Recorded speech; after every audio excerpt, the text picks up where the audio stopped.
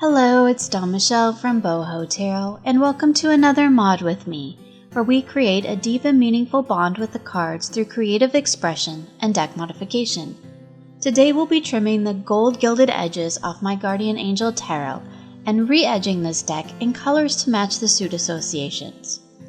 The Guardian Angel Tarot is a deck that has surprised me in a lot of ways. It's not a deck I expected to use, much less a deck that I expected to love. It's not my usual vibe, but perhaps that's why it's so special to me. I can't help but think of my beloved grandmother whenever I look at these soft and lacy images. It's as if she's speaking to me through these cards from the other side. I find myself turning to this deck, much as I used to turn to her, when I need a loving message. When the hustle and bustle of daily life overwhelms me, and I just need to take a moment to breathe and be. That's what these cards are for me. A retreat back into Grandma's world, where I can almost smell the fresh baked cookies and hear the tea kettle whistling on the stove. It's a deck that's captured my heart and brings me joy and comfort whenever I look at the images. But it's not a deck that I enjoy to hold in my hands, for the shiny gold gilding is sharp and creates a startling contrast from the soft and soothing images. There's a disconnect between my hands and my heart, a tactile experience that doesn't resonate with my emotional connection to the cards. I think that publishers and card creators sometimes forget that tarot is a tactile experience, that there is a connection between what we hold in our hands, the messages that stir in the mind, and the feelings that bloom in the heart. That is my goal for this modification, to turn this deck from a sharp-edged tool into a softer tactile experience that resonates with the sweet and gentle energy of this tarot. I begin by sorting the deck into 5 piles, one for the majors and a pile for each suit of the minors. Because my goal is only to remove the gilding and preserve as much of the deck as I can, I measure the cards to determine exactly how much I can safely remove without cutting into the messages or too much of the imagery. Once I have my measurements, I check through each of the suits to ensure that my specifications will work for each of the layouts. I purchased a new trimmer specifically for this project. As much as I love my mini trimmer for just willy-nilly hacking off edges like I normally do, I needed one that was large enough to accommodate the whole card so that I could make use of the measurements. This very well might be the first deck that I've actually taken so much time to ensure that my measurements are correct and that my cards are trimmed accurately.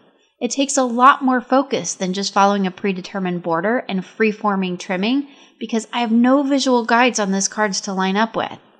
But I do have these handy little measurements on my trimmer to help guide the process. Apparently that's what those are for. I'm going to be trimming this deck one side at a time. Another first for me, I think. To ensure that I'm only cutting off exactly what I'm planning to, I will cut one side at a time for all 78 cards in one sitting. This allows me to ensure that I'm trimming off only what I intend to. In this case, it's 1/16 of an inch. I could simply cut that same amount off each card on all 4 sides, but I find that having only one measurement at a time helps keep my brain focused and helps the process go quicker and smoother. Although you can't hear it because I've removed the primary audio, I'm actually listening to YouTube while I'm trimming.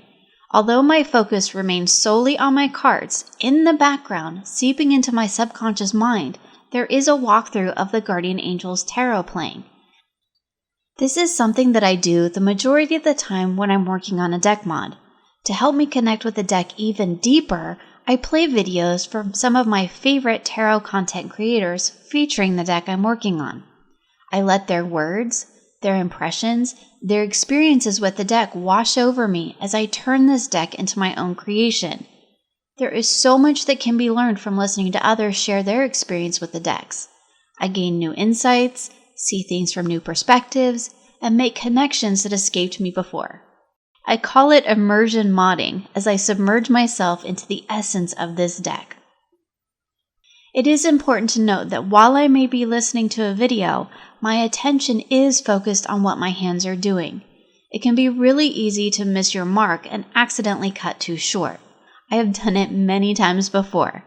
I check and recheck before every cut to ensure that my card and my blade are exactly where they need to be.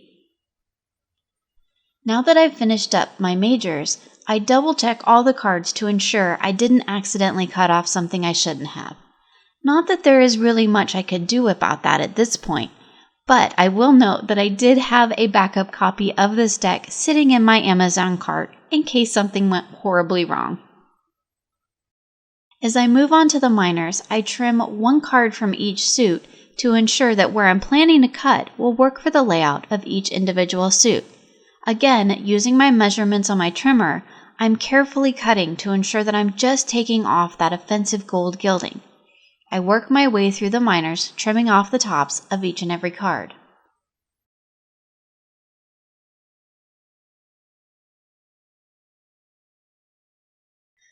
From here, I move on to trimming the same amount off the bottom of each card.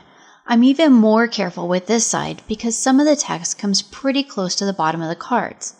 Even though I'm generally not a fan of lots of text on cards, I really do enjoy the messages in this deck, and I don't want to lose any of them by accidentally trimming off too much. If you accidentally make one card smaller than the rest, you either have to live with that imperfection, which my OCD brain cannot do, or trim all the other cards to match. The messages on the cards are part of what makes this deck so special, so I'm careful not to cut into any of the words. Again, using my measurements, something I should probably be doing with every deck I trim, I carefully remove a sliver off the bottom, just enough to chop off that gilding but preserve the messages. Just as I did with the top, I do this for each and every card in the deck.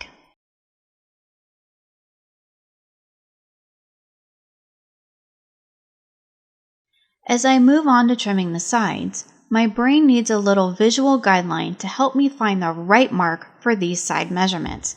Using a piece of washi tape, which as a journaling addict I have in abundance, I flag my mark on my trimmer. This allows me to make sure that I line up with the right measurement each and every time. As with the previous two sides, I work my way through the deck one card at a time. Now I'm down to my final side with only one more gold edge to remove for each card. For this side, I'm flipping the deck upside down so that the edge to be trimmed is facing the trimmer. I just want to make sure I'm cutting the right side. Again, I adjust my tape that is serving as my visual guideline, moving it over another tick mark so that I'm cutting off the same amount as I had for the previous three sides. As I'm down to my final side, I am just doing a quick check to make sure that I'm cutting off that last gold edge on every card. I just want to make sure that nothing gets turned around the wrong way and that I'm always trimming the correct side. If I were to accidentally trim a side that's already been trimmed, it would throw off my whole process and I'd have to make all the cards smaller to match. And of course, we don't want to do any extra trimming, so I'm just double checking my work to be sure. This is really important because, like I said earlier, I'm listening to YouTube at the same time, so I want to make sure that I'm paying extra attention to what my hands are doing. I'll work my way through the deck, removing the final side of all the cards.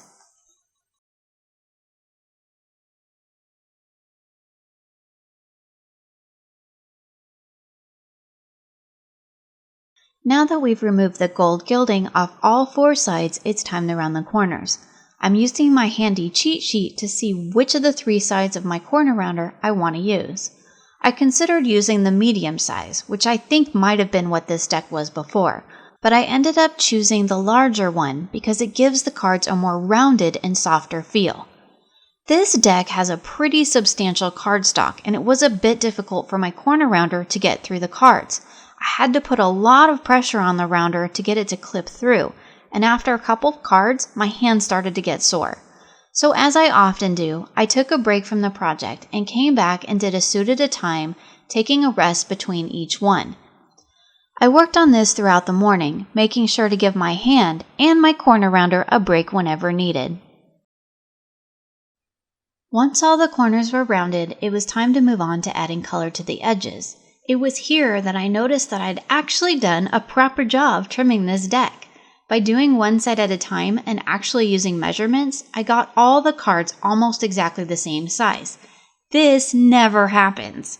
because I usually don't measure when I trim and I just use the borders on the cards to guide me, which are rarely printed straight, by the way. My trim decks are almost always a little wonky. But by really taking my time, measuring and trimming carefully, this deck is dang near perfect. Well, as perfect as you're going to get by hand trimming. I don't think any hand-trimmed deck can compete with the machine cutting they come with, but this is pretty dang close if I do say so myself.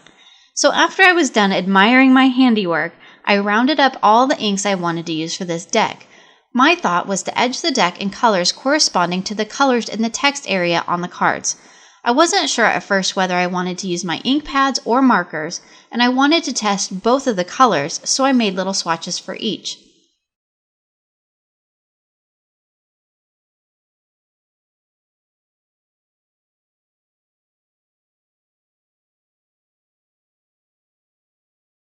In the end, I went with my distressed inks because they were the best color match and they would give the cards that worn and vintage look that I was after. I went through and edged each section by color, making sure to give the cards some drying time. The distressed ink, in general, does not cover in one coat, which is one of the reasons why I rarely use it as a single color because it needs 2 coats. But for this project, I knew I wanted the edges to look faded and old, with some of the white showing through as if the cards had been well used. Distressed ink is perfect for this effect as it doesn't cover solidly. I also knew I planned to antique the edges with my tea-stained distressed ink, so I wasn't too worried about getting good coverage.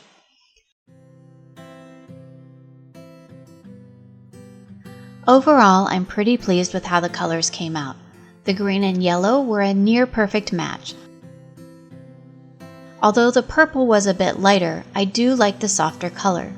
The pink was a bit dark for my taste, and I wish I would have had something lighter, but hopefully that will fade.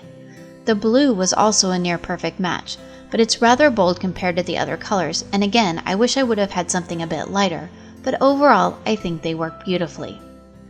My Guardian Angel Tarot now has a softer, gentler feel, not only aesthetically, but tactilely as well.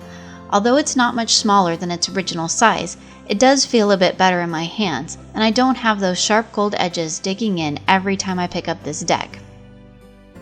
The trimming, while modest, does make the deck feel slightly more intimate. It's a bit closer up now, cropped in tighter to the images and the messages.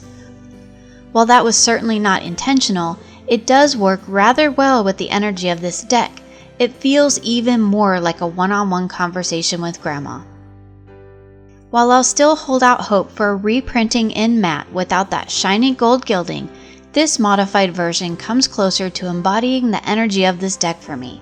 I wasn't sure if it was possible to create an even softer, gentler Guardian Angel Tarot, but holding this deck in my hands brings me even closer to that supportive and comforting grandmother energy that radiates from this deck. Thank you for joining me for this mod with me. You will find links for the decks and products that I have used in this video in the description box below, along with links for my deck modification tutorials and my Mod With Me playlists. I hope you enjoyed this process and will join me again soon for more creative tarot for an inspired life.